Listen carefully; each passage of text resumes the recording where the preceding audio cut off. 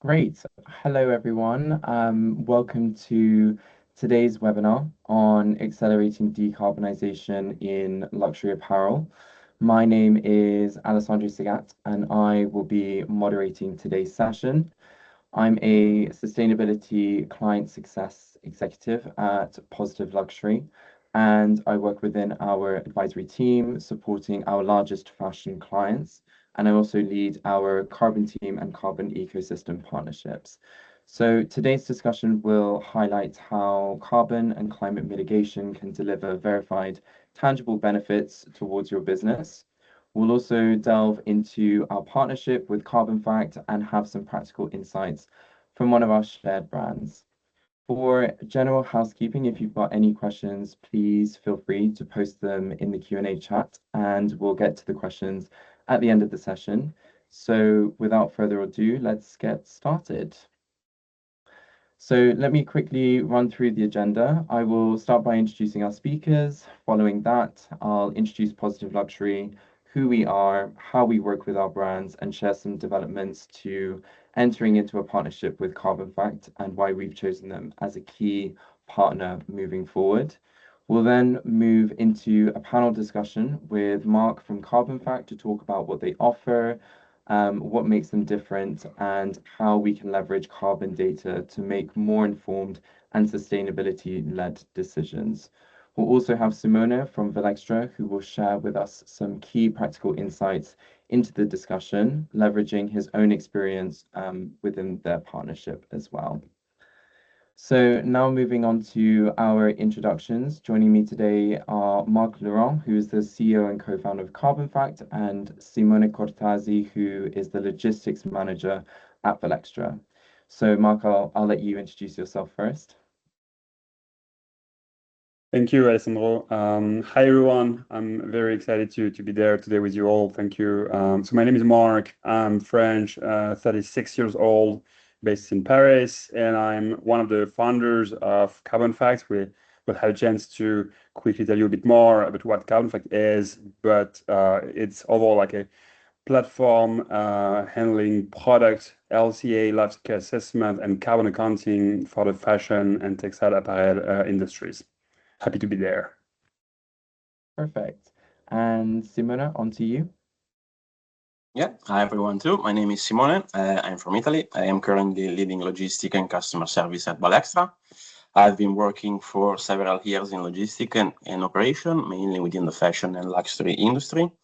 Over the years, I've worked with international teams, suppliers, and logistic partners, supporting key projects, events, and collection launches. More recently, that's why I'm here, I've also been involved in sustainability initiatives aimed at reducing the environmental impact of logistic activities. I'm pleased to be here, and I would like to thank Alessandro and Marc for the invitation. Of course. Well, we're thrilled to have a technology-focused perspective and a real-world carbon case study. So thank you, both of you, again, for being with us today. And with that, let's get started. So just a brief introduction to Positive Luxury. We are a sustainability consultancy specializing in the luxury industry, and we work across six different segments. We offer a range of different services from ESG strategy to sustainability communications, with our flagship really being the Butterfly Mark certification. And that process is more on assessing ESG and sustainability activities of our luxury brands and providing a third-party verification of these initiatives in order to build that consumer trust. So as mentioned, we work across the board in the luxury industry, working across 6 different segments, including beauty, fashion, interiors, jewelry, premium drinks, and travel. Now, the majority of these clients, we work with the Butterfly Mark certification, but we also work on those retaining consultancy projects as well. So essentially, within our certification, our clients go through typically our ESG 2.0 assessment that is split into 3 main categories. So you've got the environment, social, and governance, with innovation woven throughout. And the assessment itself is aligned with a lot of the various sustainability frameworks and standards that are in today's sustainability world as well. Our clients essentially need to have a score of 50% in each of these three pillars in order to be certified, where each client is essentially given a tailored assessment based on their business model, their business activities, the facilities that are present within their value chain, and also taking into consideration the industry that they operate within. Now, this is mainly done through a double materiality matrix in order to help us prioritize the key sustainability drivers in order to give our clients that platform to really discuss and hone in on those material sustainability drivers that are important for the business from a financial perspective, but also for a people and planet perspective as well. So let's start off by talking about why carbon. And after working with our fashion brands on a long-term basis and really understanding their pressures, we've identified three key reasons why luxury brands must prioritize carbon measurement and decarbonization right now. The first being that there has been a high demand from department stores. We're seeing that major retailers are setting the bar high. So, for example, with Selfridges, in their sustainability report, they stated that they're demanding 70% of their partnered brands to align and verify their carbon emissions with the Science Based Targets initiative. So, if you work with a premium department store, you may already know this. And secondly, is more towards the consumer awareness and demand side, where our research shows that 62% of consumers are actively seeking brands that support environmental sustainability and also decreasing carbon footprints. So for luxury brands, this is particularly significant as customers really are expecting you to lead on sustainability and really not just meet those minimum standards, but also set the pace as well. And finally, the business case. This might surprise you, but around 82% of businesses who are already capturing the economic benefits from decarbonization, with around 6% reporting value exceeding 10% of their annual turnover. So it really just goes to show that decarbonization isn't just a cost, it's actually an opportunity for operational efficiency, supply chain resilience, but also to integrate those new revenue streams as well. So let's talk about the tangible impact now. We're going to use our famous iceberg graphic to kind of present these benefits. So you can see in the top right, the butterfly mark certification really focuses on those direct benefits. So the premium pricing power, the consumer appeal, engagement and loyalty, but also integrating those new revenue streams from a credibility point of view. And then with carbon, we're kind of focusing more on the direct cost savings, which come in three main areas, where that's operational efficiencies, resource and supply chain optimization, and also that regulatory cost reduction as well. These are immediate and they're measurable impacts on your P&L statement as well.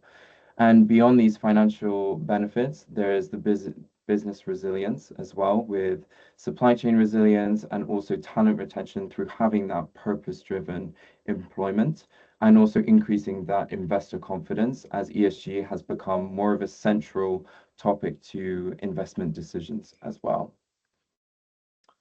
So from working with our brands very closely throughout their sustainability strategies, we've developed a technology ecosystem to help solve their current problems, from circularity solutions to environmental providers to digital product passport providers. We want to make sure that our brands have easy access to the best partners out there in a market that is quite big, essentially. And that leads us on to us introducing Carbonfact as our new chosen provider. At Positive Luxury, we really see sustainability as an interconnected ecosystem. For businesses to operate sustainably on a foundational level, I think we're all aware that collaboration across all departments is crucial, and this internal cohesion naturally extends to their external activities and partnerships. So over the last couple of months, our advisory team at Positive Luxury has received increasingly amounts of questions about carbon measurement and practical decarbonization solutions, often coming from our assessment, but more importantly, wanting to have that positive impact on their value chain as well. So the process of carbon measurement can be seen like a little bit of a daunting and time-consuming task, with data collection and decarbonization strategies being at the forefront of this. And this is exactly why this has led to us wanting to partner with Carbonfact and have them as a key official carbon partner. So as well as this, we've seen that there's quite a bit of client overlap as well. Some of our Butterfly Marks certified clients are also using the Carbonfact platform as well, and it really just goes to show that our partnership is very immediately relevant, with a clear alignment in the sector, but also the brand profile and the business needs as well. So rather than it just being a purely theoretical fit, this partnership really is grounded in the reality of what's happening in the luxury fashion space at the moment, and really shows the strong market relevance and creates that credible foundation for future collaboration. And just to also highlight one of our other key brands who are using the Carbonfact platform, for M&M, the key priority was really finding a tool that could handle the complexity of both product and supply chain data in a way that was flexible, visual, but also practical to use. And this was really due to the fact that products are such a major driver of impact. It was important for a brand like M&M to have a partner that could support both detailed product LCAs and the overall corporate footprint in one place. And really what made Carbonfact the right fit was its understanding of fashion businesses and its ability to grow with a brand as data quality, traceability, and internal processes continue to improve internally as well. So ultimately, the partnership really gives M&M a clearer and more accurate way to measure impact and present the results in a way the wider business can also understand and essentially act on as well. So now we can move on to our panel discussion with our speakers, and starting off by understanding a little bit more about how Carbonfact approaches carbon measurements. So Marc, we'll start with you. Could you tell us a little bit more about what products Carbonfact offers and how do they connect to one another? Yeah, for sure. Thank you, Alessandro, for the kind words. Essentially, what I want to start with is mentioning that our mission at Carbonfact is to decarbonize fashion. Fashion, as you may know, is 2% of the global GDP, yet 5 to 10% of the global environmental impact. So there's a challenge here, right? Also, and I'm sure you all know that there are more and more requirements from a pure regulation perspective. So what we see on the market is increasing needs, requirements when it comes to environmental impact measurement, be that at the product or the company level, right? And in the same time, sustainability teams are sometimes like one-person show or a small team with very limited budget. Sometimes they have to face a lot of manual work. And the thing is that for that kind of industry, as you probably know as well, 80 or 90% of the company footprint come from product. That's the stage I want to set here. And that's the reason why we launched Carbonfact. Back in 2021, we started by building a fashion-specific product lifecycle assessment and carbon accounting platform. You can move to the next slide. And the way it works essentially is that we want to delete all the manual work from sustainability teams so they can actually focus on high-value tasks. The way it works is that Carbonfact simply connects to where your data lives. That could be like Excel files or a PLM software, an ERP, traceability solution as well. And the platform does all the heavy lifting, consolidating the data from multiple sources, cleaning it, normalizing it, filling the data gaps. As you all know, the data in the fashion supply chain is a huge challenge, right? So we also handle that data gaps filling.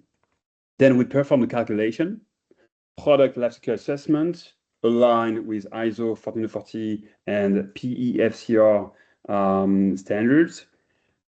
And we also do that at the company level, carbon accounting aligned with the GHG report, GHG protocol methodology. So essentially in one platform, you have product and company footprint. And from there, we can work on decarbonization initiatives supported by either our team or trusted partners such as Positive Luxury.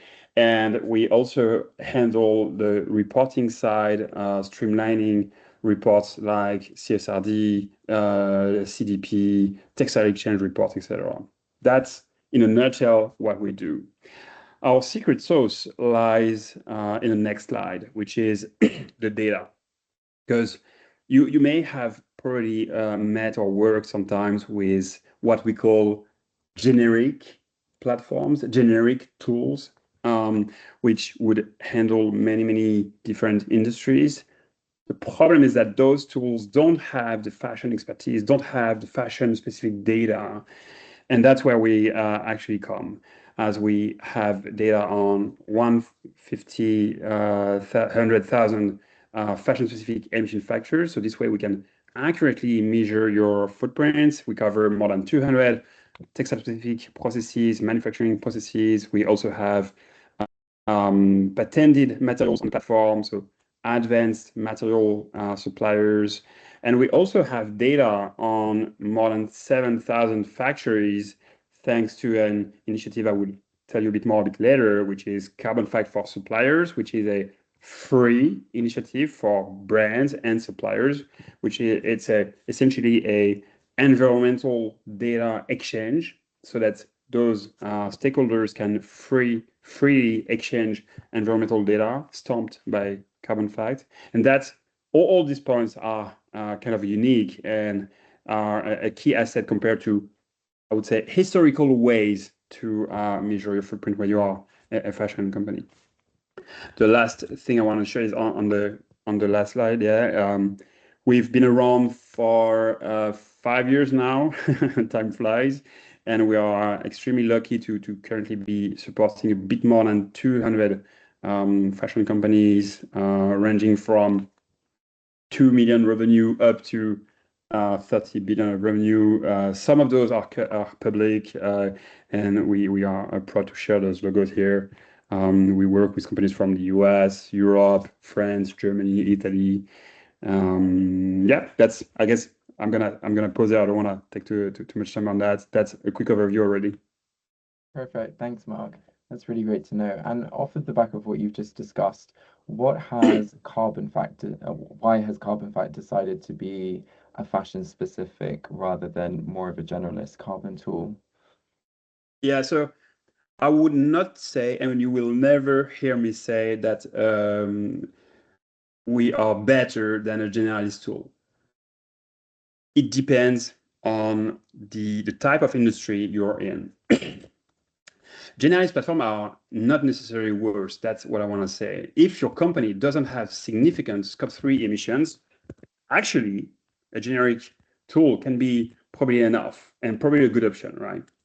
The thing is that for some industries where Scope 3 is major, and that's especially true for industries which are manufacturing goods, essentially. Those industries have 80% of their impact which comes from product. So if you really want to have an understanding of what's happening with those 80%, right? You need to have under one platform product LCA and company carbon accounting. And that's what generic tool can't do, just because they can't do it for all industries in the world, right? So that's the reason why an industry-specific approach is better only for some industries. The fashion industry is one of those, indeed. Perfect. Thanks so much. And it would also be great to understand what are the problems that fashion brands are currently facing and how should they begin their carbon journey? The main problem by far is a data problem. And I'm sure like we could be asking like thousands of sustainability leaders in that industry. That would be probably the first response they would share with us. That and maybe on the budget also topic, right? Those are the key items right now. Another point as well is related to the regulation. So I would say like from one point we have data problems. The data is chaotic, sometimes missing, inaccurate. We have more and more regulations, reporting needs, product level, company level, super hard to keep up with. And we have a stressed budget, right? We, on average, like budget got cut by 30, sometimes 40%. So the same teams need to either do more with less, and that's very, very, very challenging. Our piece of advice here is to start early. You don't have to wait, and you should not wait for perfect data to start, because perfect data, let me spoil you on that, it doesn't exist. So you should first try to get a first overview of your footprint, even if you are mostly using secondary data, average data, that's always a good start. And the good thing is that you can always like refresh your historical footprint once you manage to actually retrieve better data. So that would be our first piece of advice. Start early, even if you don't have perfect data. At first, rely on industry averages, heuristics as well, and progressively refine. That's really a muscle you need to train. The last piece of advice on that would give is make sure you also embed those results into the whole company. Once you have a satisfactory baseline footprint, right, you can then engage sourcing, material buying, creative designer team, just so they get familiar with the results and they better understand that in what condition like the decision they make every day actually have an impact on the environmental impact. Okay, perfect. Thanks so much, Marc. And now kind of turning more towards Valextra, Simone, maybe you could provide us with a little bit more context as to who Valextra is and what kind of your brand values are before we go into kind of the carbon focused questions. Yeah, of course. As the slide explained, Valextra was founded in Milan years ago in 1937 in Piazza San Babila, which is a historical place in Milan. From the very beginning, the brand responded to the evolution of the contemporary lifestyle by creating objects designed to accompany everyday life with style, of course.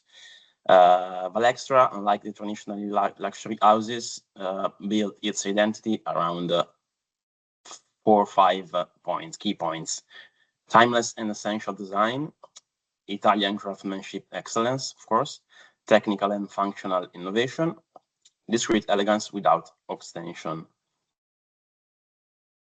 We can move to the next. Another key point of Valextra is we call quiet luxury, so a refined and understated form of luxury, never flashy. The Milanese heritage, which is the brand DNAs that comes from Milan, sobriety, aesthetic rigor, and modernity. The craftsmanship excellence, because our products are designed totally and made in Italy, supported by artisan training programs. And of course, the responsible innovation, with the focus on sustainability, certified supply chains, and repair services that extend the product life cycles. Perfect. Thanks so much for providing that context, Simone. And now it would be great to get some more insight into how Valextra started its carbon journey and what were those key phases and milestones that you took throughout the initial process. Yeah, so I totally agree with the words said by Marc before. And our journey started from a clear need to better understand the real impact of our activities, especially across logistics and the supply chain. In the luxury sector, as you know, sustainability and transparency are no longer optional topics. They are becoming more and more important for clients, stakeholders, and also from a regulatory perspective. The first phase was mainly about mapping. We needed to understand where the data was, what information we already had, as Marc said, what was missing, and how the different steps of the value chain were connected. After that, we moved into the data collection phase. Honestly, this was not always easy, but thanks to the collaboration between our internal teams, especially the IT and Carbonfact, we were able to build a solid and reliable data structure. Let me say a key milestone for us was, of course, completing our first structured carbon footprint assessment. That gave us a real baseline to start from, measure progress, and define actions aligned with our sustainability roadmap. Since then, the focus has shifted from measuring to improving, understanding where we can act and where we can make the biggest difference. That's the key milestone for us. Perfect. Thanks so much, Simone. And that leads us onto our next topic, which is centered around building that business case for carbon internally in a business. So Marc, maybe we can start with you, and it would be great to understand how should a junior employee really pitch the carbon business case towards a C-level executive who may be more traditionally focused on those short-term priorities?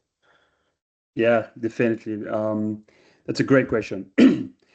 First, I would like to say, never start with it's good for the planet. You should start with business risk and business opportunity. And I have in mind 4 angles that I'm going to share with you, depending on your company size, company context, shareholder structure, business model. Some of those angles can be more effective than others, right? Okay. First angle, the regulatory angle. Some regulation are actually legal obligations. So depending on your size, it's not optional and you actually have to comply. That's the first angle. The second one is a business angle. And for example, like if you are distributing through marketplaces, I know that some players like Decathlon or Zalando are requesting product footprint measurement. If you are working as a supplier, working with big brands such as Adidas, for example, I know that they are requiring their supply chain to commit to SBTi targets, for example. If you work, you have a B2B business model, workwear, uniforms. I know that in those product categories, you may have as well to come up with product footprint measurement as part of your sales process, right? The third angle is a very pragmatic one, is a cost angle. Most of companies who are currently running on internal spreadsheets or platforms with limited automation have a setup which is actually more expensive in headcount. It's also more error prone. It doesn't scale. So that's something like which actually fly for itself. Using a tool which is more automated, has a ROI, return on investment, from the second year already. Finally, the fourth angle I would share is a more investor exit angle. If your company is ever sold or raises investment, ESG performance now directly affects the price. And a weak ESG for environmental, social governance track record can trigger either a price reduction at closing or sometimes even exclude your company from a growing pool of funds mandated to only back ESG compliant companies.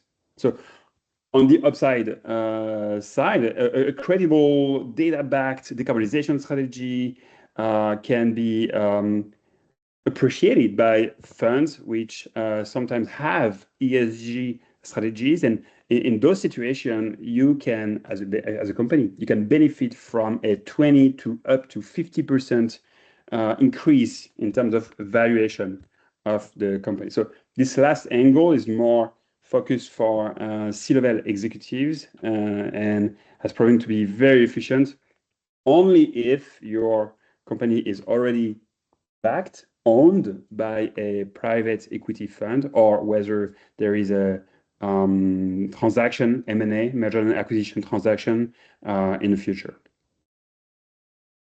Perfect. Thanks, Mark.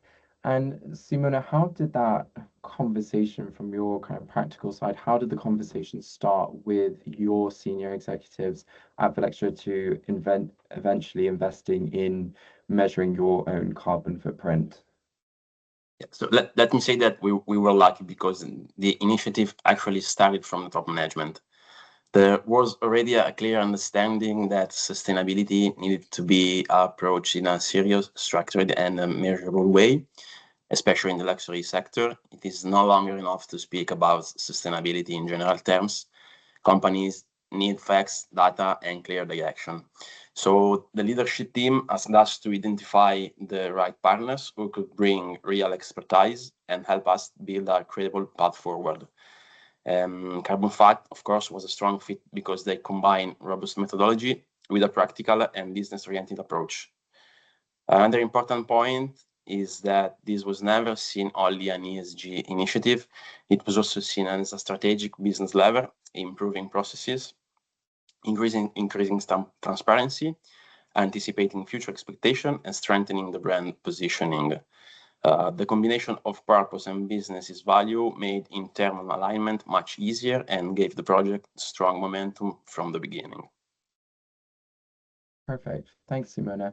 And that leads us quite nicely onto our third topic of discussion, which is focused around the technical challenges of carbon accounting. So Mark, we'll start with you again. How does Carbonfact handle those unique challenges of Scope 3 emission tracking, and what support do you offer your brands navigating supplier engagement, but also those data gaps?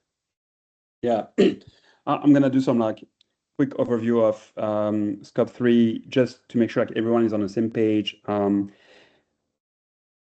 Scope 3 measurement is indirect emissions, right? So emissions that are embedded in manufacturing products, also like buying materials from your supply chain, etc. A quick way to perform your Scope 3 assessment is to have like a super high level overview, just looking at the raw high level material consumption, for example. The problem with that is that you can't really set targets, reduction targets, because you don't have the granular information. If you want to, at some point, reduce your Scope 3, you have to make those targets operational. You have to make those targets per product category, because that's how your business actually works on a daily basis, right? As a fashion company. So to do so, it's obvious that we need to make product LCA. And the challenge with product LCA is that it used to be super complicated. Like running an LCA could be like asking more than 100 questions to a single product. And those answers don't only come from one source, one IT system, right? So some of the information comes from your ERP, some of those will come from a PLM, sometimes you have an ad hoc Excel file, including data on your suppliers. So that's a nightmare. The thing is, the way to solve that has two pillars. The first one is about filling data gaps. To do so, we have two assets. The first one is what I mentioned earlier, Carbonfact for suppliers. It's a free for all initiatives that is now used by more than 7,000 factories. They upload energy mix, energy data on the platform for free, and they can share that with any brand using Carbonfact, and also any brand even not using Carbonfact. It's a very like ad hoc free initiative for the industry. That's Carbonfact for suppliers. I really encourage you to take a look at it. That's free, so please make sure that's useful to you. The second one is what we call heuristics. Heuristics are basically the sum of our experience working with more than 200 companies for 5 years. We've performed like millions of product LCA. We have hundreds of thousands of data points internally. And so if we are missing some information when we are performing your own calculations, we can use those heuristics to fill the gaps. That's how it works. Perfect. Thanks, Marc. And Simone, from your perspective and your kind of practical insights, having worked on measuring Valextra's carbon footprint, what were the biggest hurdles you encountered when gathering the data for Valextra's first carbon measurement journey? And also on top of that, what support or tools or internal buy-in really helped you move past those early obstacles? Yes, I would say that the biggest challenges at the beginning were both organizational and technical. Internally, we needed to coordinate several departments, production, procurement, logistic, IT, and of course, each function had different priorities, systems, and ways of working. So creating alignment was a very important first step. Then there was the data side. In some cases, the information existed, but it was not centralized or structured in a way that could be easily used for carbon analysis, as Marc said previously. In other cases, some details were simply missing. I think that obviously it is quite normal when a company starts this kind of a journey, because carbon measurement requires a level of detail that often goes beyond traditional operational reporting. Last but not least, there was also a cultural aspect. I mean, carbon footprint is an important topic, but not everyone is automatically familiar with it. So part of the process was also helping teams understand why it mattered and how they could contribute. Talking about the support and tools to pass those obstacles, what really helped us move forward was, first of all, having the right partner. Carbonfact gave us stronger methodological support and helped turn a complex objective into a clear and manageable process. That was especially valuable in the early stages when not all data was available and we needed practical solution. Internally, cross-functional collaboration, as I said, was essential. Bringing together logistic, IT, production, and procurement allow us to build a much more complete picture.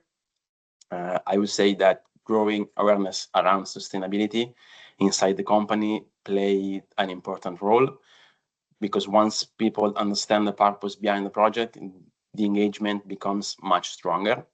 So for us, the combination of external expertise, internal collaboration, and management support was the key factor. Mm-hmm, mm-hmm. Okay, perfect. Thanks, Simona. And for our final panel discussion topic, we'll focus more on the business benefits of carbon and what this really looks like in practice. So, Marc, we'll start with you. How does Carbonfact support its clients in leveraging that product level carbon footprint data or corporate data as well to really drive that strategic decision making and to enhance the sustainability performance, but also their wider strategies as well? Yeah, great question. So once you've done what we just said, like the first steps of the journey, at some point after a few months, usually at least, you get to the point where you reach good enough product level footprint and product level, I would say, accuracy. This is when the magic can start. Essentially, when you manage to get those product level footprint and you have a good granular understanding of your scope 3, you can derive your company level target to product level targets. You can have product category, like different targets across product categories. And that's where this is very pragmatic. What I want to share is that most of the impact from product footprint comes from materials and manufacturing, right? But you can't just say, we're going to switch away from leather to another material or switch away from wool to another material, because it depends, right? It depends on the type of product we're looking at. Sometimes it's possible. Some product categories can move away from high impact materials relatively quickly, right? But others can't, because leather is core to their identity or their customers' expectation. So you have to be pragmatic. You can't just remove a material plain simple. You have to be like product category pragmatic on that. Some manufacturing steps can also shift to lower carbon countries. Others must stay in specific regions because you have a specific know-how, craftsmanship, or supplier relationships that can't be relocated overnight. So for these reasons, you have to derive your high-level Scope 3 targets to a very pragmatic, business-oriented, product category level target. And so that's what we do with the platform and the teams we are working with. Perfect. Thanks, Marc. And Simone, what are going to be, or what have been, the most significant business benefits you will see in the short, medium, long term from measuring and understanding the carbon footprint of your products and Valextra as a whole? Yeah, I believe that the biggest benefit is moving from assumption to data-driven decision. Measuring carbon footprint give us a much clearer understanding of where emissions are generated and where we can act in the most effective way. This means we can build a realistic decarbonization roadmap, track progress over time, and validate our action with real evidence. Operationally, it can lead to more efficient logistics flow, smarter use of resources, and better informed supplier decision. Strategically, it also puts us in a stronger position to respond to growing expectation from clients, stakeholders, and the market, where transparency is becoming increasingly important. So in the end, understanding carbon footprint is not only about reducing emissions, it's about making better decisions and building a stronger future-ready business. Of course, perfect. Thank you so much for that. And that comes to the end of our panel discussion, and now we can open the floor to some questions from our audience. I'm just going to see if anyone has put anything in the chat. At the moment it looks a bit empty from my side, but if anyone does have any questions, please go ahead and ask. But if not, we're very available to answer your questions after the call. Often questions come up to me just as I hang up and leave the phone call. So if you do have anything, please let us know or email your advisor at Positive Luxury, and we can pass those questions on as well to Marc or Simone. But thank you so much to everyone who joined. If you're a client who is interested in exploring more about Carbonfact, please don't hesitate to get in contact with your advisor or Marc or myself.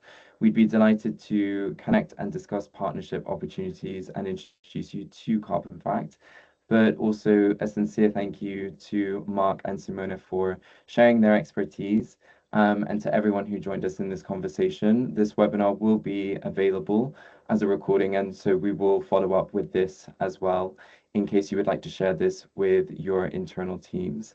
But perfect. Thanks, everyone, and have a lovely day. Thank you. Thank you very much. Thank you. Thank you, Alessandro. Bye.